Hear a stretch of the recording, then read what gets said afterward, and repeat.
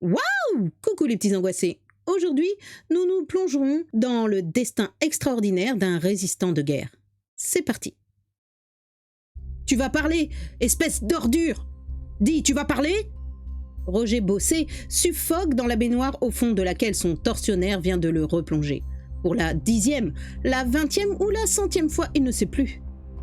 Nous sommes le 14 mars 1944 dans les locaux de la Gestapo, avenue Berthelot à Lyon. Une adresse sinistre qu'on se chuchote avec crainte dans la ville. Une adresse dont bien peu sont sortis vivants. Roger Bossé a été arrêté 3 jours plus tôt en gare de Perrache. Dans sa valise, il y avait des tracts et des armes, le genre de choses qui ne pardonnent pas. Il fait partie d'un des nombreux réseaux de la résistance lyonnaise et maintenant la Gestapo emploie tous les moyens pour qu'il livre ses camarades. Mais il n'a pas cédé et il ne cédera pas. Il regarde son bourreau dont le visage est tout près du sien, la bouche tordue par un vilain rictus. C'est lui, l'ordure. Et le plus étonnant, c'est qu'il n'a pas l'air de s'en rendre compte. C'est un Français, un Parisien même. Son pur accent de Titi ne trompe pas. Il doit avoir le même âge que lui, 20 ans, guère plus. Pourquoi s'est-il mis au service de l'occupant pour arrêter et torturer ses compatriotes? Par appât du gain? Par idéologie? Roger Bossé lui lance un regard d'intense mépris et, réunissant toutes les forces qui lui restent, lui réplique « Je ne dirai rien !» L'autre l'agrippe par les cheveux et s'apprête à poursuivre le supplice, mais un homme intervient. C'est un Allemand en uniforme, très maigre, avec des petites lunettes rondes à monture métallique. Il n'a pas participé aux tortures, ni même prononcé un seul mot, depuis qu'il est dans la pièce. Il fait un geste de la main et aussitôt, le Parisien, comme un chien bien dressé, relâche son étreinte. L'Allemand s'approche de la baignoire et dit, sans élever la voix, avec un fort accent. « C'est fini, vous serez fusillé, monsieur. »« Au tribunal, fusillé. »« Fusillé, monsieur. Tu vas parler, ordure ?» L'accent allemand et l'accent parisien mêlés, comme un symbole de la situation qu'il a voulu combattre. Combien de fois depuis Roger Bossé les a-t-il entendus, ces phrases? Car le temps passe sans qu'il ne se produise rien. Il est enfermé dans une cellule du sinistre fort de Montluc à Lyon. Ils sont 6 dans une cellule de 3 mètres sur 2 et il attend. Un prisonnier qui était là bien avant lui a dit un jour « Quand ils viennent chercher un gars pour le fusiller, ils appellent son nom et ils ajoutent « sans bagage ». 7 juin 1944. Cela fait près de 3 mois que Roger Bossé croupit dans sa geôle, sans qu'il y ait le moindre fait nouveau le concernant. Mais ce jour-là n'est pas comme les autres, car ses camarades et lui apprennent une nouvelle. Et quelle nouvelle? Le débarquement allié a lieu la veille en Normandie. Ils accueillent l'annonce avec la joie qu'on peut imaginer, même s'ils se doutent que leur situation personnelle va en être aggravée. Car face à cette situation, l'attitude des Allemands ne peut que se durcir. Ils ne se trompent pas. Le 12 juin au matin, le fort de Montluc est réveillé par un sinistre remue-ménage. Partout, ce sont des portes qui claquent, des bruits de bottes, des « Schnell, Schnell !» La porte de la cellule s'ouvre brusquement. Un fonctionnaire français fait irruption, encadré de 2 militaires allemands, mitraillette au poing.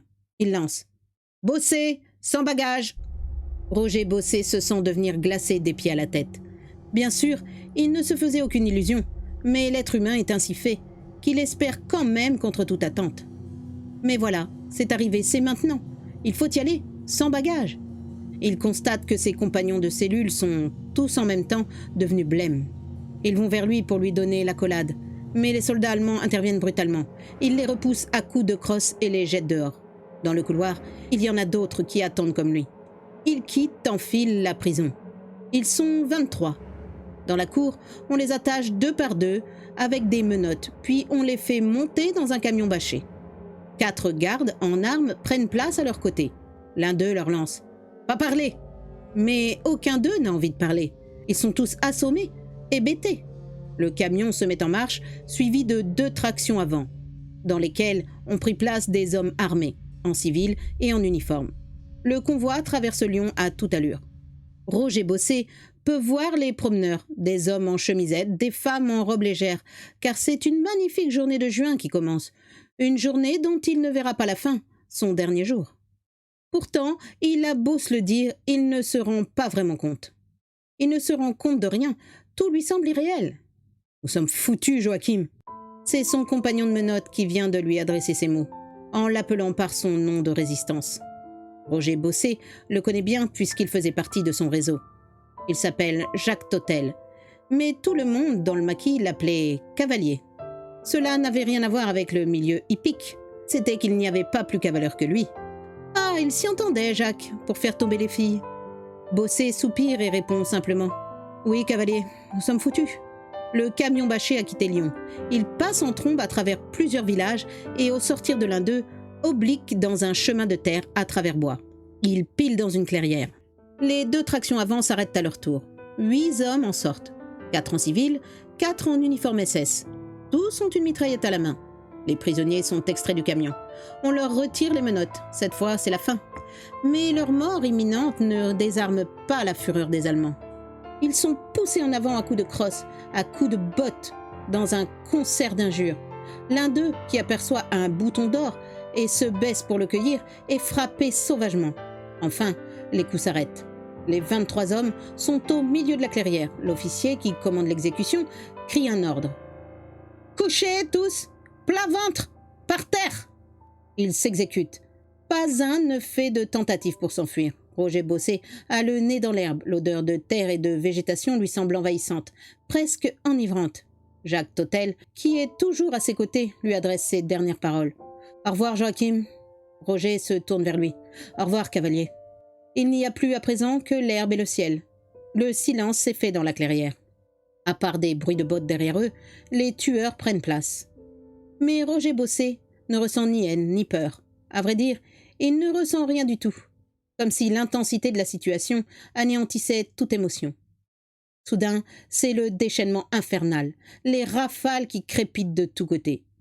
Il sent un violent coup dans le dos et un second dans l'épaule droite. Rien d'autre. Et puis le calme revient. C'est un silence de mort, entrecoupé de quelques gémissements. Les rafales reprennent pourtant, mais avec beaucoup moins d'intensité. Roger Bossé ouvre les yeux. Un Allemand, mitraillette au poing, se penche sur les corps allongés. C'est un officier. Il peut voir distinctement ses épaulettes. C'est lui qui aboyait ses ordres tout à l'heure. Maintenant, il vient pour le coup de grâce. Après les moments hors du temps qu'il vient de vivre, Roger Bossé retrouve d'un seul coup toute sa lucidité.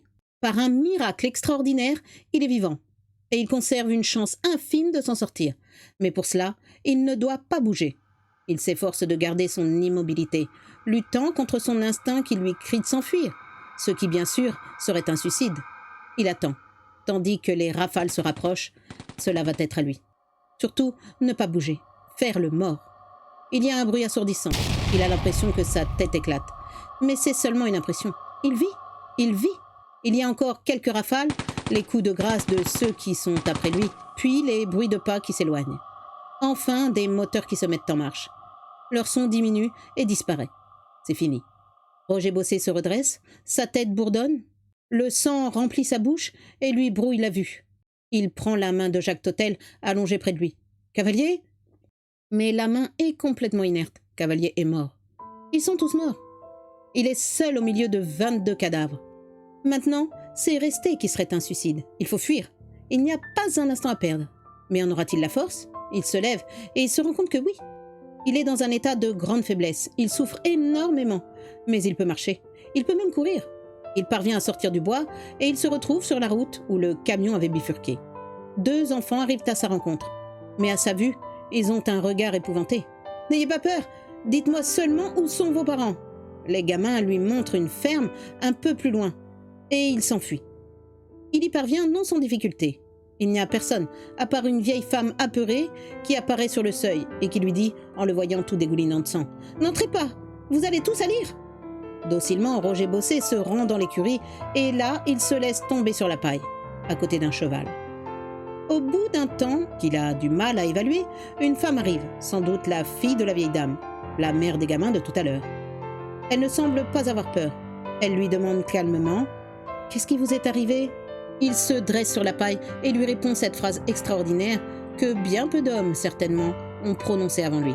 « J'ai été fusillé. » Comme elle le fixe avec des yeux incrédules, il précise « Dans le bois à côté, nous étions 23. » C'était cela, les coups de feu ? C'était cela. La femme le quitte un court moment et revient avec une bouteille. « Buvez, c'est très fort !» Il avale une gorgée au goulot. C'est effectivement un alcool très fort. Mais cela lui fait du bien. Il peut se lever et suivre la fermière dans la maison. Un temps indéterminé s'écoule encore. Des minutes hors du temps, hors de la vie. Des hommes arrivent. Ils lui changent ses vêtements et le pansent. Ils lui apprennent qu'il est à Neuville-sur-Saône.